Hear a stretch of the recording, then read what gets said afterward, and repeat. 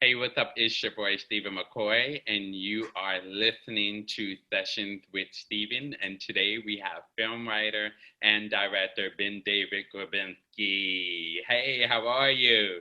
I'm great. Thank I you for am. having me. I'm so happy to have you. And speaking of happy, corny, transition, but you're here to speak about your film happily. I am. I'm always excited to talk about it, so that's why I'm here. But you know what? Before we even get into the film, I'm very curious about who you are as a person. Obviously, you are behind the scenes, and it comes with it of you being in the spotlight as a writer and director. But how did you get started as a writer and director? And which one came first? I grew up wanting to be a director, like as long as maybe when I was like 10 years old, I was very kind of vocal to anyone around me that that's what I wanted to do, to a point where, if I run into someone or someone reaches out who I haven't seen since I was a kid, they will mention that I told everybody I was going to make movies, but I never planned on writing them. And then when I was in college, I decided to write a script on a whim one summer, and people kind of liked it, so I wrote another one and another one.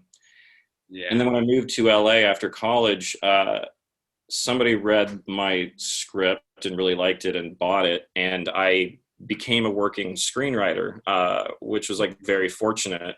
And I ended up spending more than a decade doing that. So it was, you can't really make that many plans in your career. Although I don't really know exactly how I intended to become a director without being a screenwriter, but it all sort of worked out. We're sitting here today with a movie that I wrote and directed. So whatever I did had a good ending, I guess. I was speaking to TV writer Todd Wildman, and he was speaking to me about how it's always best when writing a project to create and starting off just creating with other writers. Is that something that you've done? Did you just store yourself in a room and just write all by yourself, or were you a person to be open to collaborating with other writers? For me, the process of making the thing is where the collaboration happens. The writing is a very kind of personal, complicated, unexplained thing. But I have worked, because I am also a showrunner, and I've worked in instances now where I'm able to work with other writers. And in that sense, it's very like I'm very comfortable with that. I don't have a ton of experience. Like I've never had like a co-writer or something like that. I tend to have very strong opinions on the writing level, and also so much of it is like gut oriented, that it tends to be better for me to just work on my own than get feedback from people, as opposed to working with someone else. And where do you draw your inspiration? Again, like I said, a lot of people imagine writers just storing themselves in a private location and just writing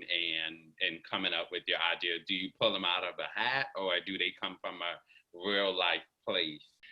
No idea is the same. Sometimes something is just as simple as uh, I'll see a movie and think, I'd like to do a much different version of that. Or sometimes, there's a life experience that sparks an idea. For me, I can't write anything unless I'm like extremely excited about it, both intellectually and emotionally. Like I need to feel like it's an exciting concept, and Mm-hmm. I also need to feel like there is some kind of part of it that I can empathize with or get invested in from an emotional perspective. Yeah. Because like when I did Are You Afraid of the Dark, my way into it was, as a kid, I would have loved to have been invited to join that group. And then when I made Happily, there's just a lot of it that's very personal for me, just because, I'm an adult and I have friends and I've been in relationships, and all of these things do have a universality to them. Mm-hmm. But for me, it's just sort of a combination of my love of movies and Yeah. just trying to find something that I can and get invested in emotionally. Right. And put your own little twist to it, right? Yeah. Yeah. And Because like this is you know, like because like if I'm like I want to make a movie that feels like a 90-minute Twilight Zone episode, but it's not like literally that. There's always some sort of yeah, what if element to ideas. It's just really has to be something that you don't mind spending a couple years on, because you sometimes end up having to spend that. it's interesting because I know you said that you have an emotional sort of a personal connection to your writing. What would you say is more exciting for you, coming up with the concept or coming up with even the characters? Where do you fall most in love? The most exciting part is before you're writing and you're just coming up with, you know, all of the details. Like for me, I don't outline, but I do really enjoy daydreaming and then occasionally like writing down an idea. There's that time between when you come up with an idea and when you come up with enough stuff to make it feel like it can be a cohesive story that is the most fun part of it. Yeah, But the most fun part of it is just discovery. It's when you start and you don't know what should happen, and then you come up with what should, like that kind of, just the process of that is always, it's always rewarding. The part in between sucks, like when you're stuck and lost in the dark. That's why writing can make you into kind of a curmudgeon, because it can be difficult, but it's always satisfying when you get out of the dark and figure something out.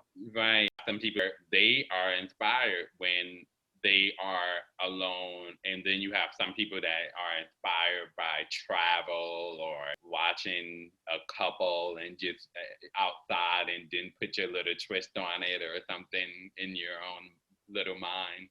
You know, I think for me, I think that your work, especially like mine, it ends up being kind of the sum total of your experiences and Yeah, all the art and books and movies and video games you've consumed. Uh, and I find that I'm personally happier with my writing as I've gotten older and into my 30s, because I feel like mm, in my 20s I didn't have enough life experience to right. really write anything that could have any level of insight. I'm not trying to imply I've written anything insightful, but there is an intention to, you know, at least have some sort of wisdom Okay. that you accrue as you get older about people and what makes us tick and stuff like that. And, you know, I think when, you know, there's like a lot of people who've like at age like 18 written really great, insightful things. But for me, it's like, I think I needed to get some like mileage under my belt before I could really write stuff that I felt proud of. Well, one thing you should most certainly be proud of is this film, Happily. So, can you please talk to us about it? Yeah, there's this movie called Happily that I wrote and directed. It's now available to watch in theaters and digital VOD, any place where you can rent or purchase a movie online. Happily is my first movie as a director, and it's what I would usually Congratulations. call. I'm sorry. I said congratulations, by the way. Thank you. It only took a very long time, and you know, it's sort of like a 90-minute Twilight Zone episode about marriage and adult friendships, but with a lot of dark humor infused in it. And I just was really wanting to make a movie that felt idiosyncratic and like you hadn't seen it before, or that on your first viewing you would just never know where it's going. That was one of the things that was the most exciting about it for me, is writing something and directing something that, you know, every 10 minutes something happens that makes you completely uh, unmoored, or makes you feel like you just can never know exactly where the plot's going. I love that. As a director, and this being your first film with you directing it, how was that process during the whole pandemic, and was it difficult? So I made the movie before the pandemic. What happened was we got into You. Tribeca, and it was supposed to premiere there last spring of 2020, but then it got canceled because of COVID. So we Yeah. waited a while to see, you know, if this was going to go away or if maybe festivals would keep happening. And then we finally reached a point where we realized that we were in that for the long haul. So we took it out to buyers, and it got bought, and now it was released. So it was it was sort of a odd, unexpected way of handling the movie, because our intention was always to go to festivals first, but there were none because of it. So I finished the movie right before, like, I finished the movie February 2020, and then spent like a year in my apartment because, I just had to wait until the movie could come out. So I haven't made them. If I had to make this movie during COVID, I never would have finished it, because it was so, it was, it had to be like planned within an inch of its life, and we didn't have much money. And if we had to do those precautions and stuff, the movie never would have happened. Yeah. So. But you know what? I mean, like, there is some sort of benefit, because the whole cast, including you, get to do the media tours and right from the comfort of your own space, because if anything else, you guys would have been in plane to plane, and it probably would have ended up being a little bit more expensive on the promo tour side, right? Well, but I would have enjoyed that. Yeah, that's true. I mean, that's like the thing for me. It's like, I'm really happy. I made exactly what I wanted to make, and I had a great experience with the actors, and I'm really glad that some people have loved it, but I've never seen the movie with a crowd, which is a real bummer.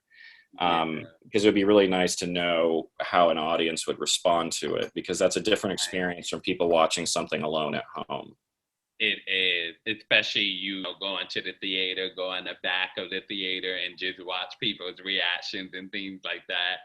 But I absolutely would have sat in the back row at a bunch of showings and just seen. I would really hope like there'd be laughter and a couple walkouts. That would have been the dream, but who knows? Now we'll never know how many people would have walked out.